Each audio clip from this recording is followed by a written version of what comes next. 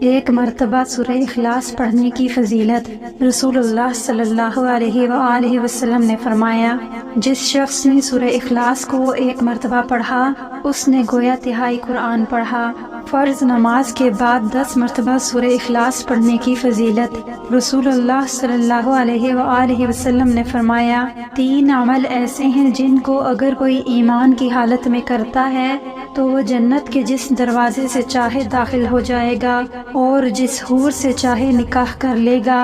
Number 1، جو اپنے قاتل کو معاف کر دے۔ نمبر 2، جو خفیہ طور پر کسی کا قرض ادا کر دے۔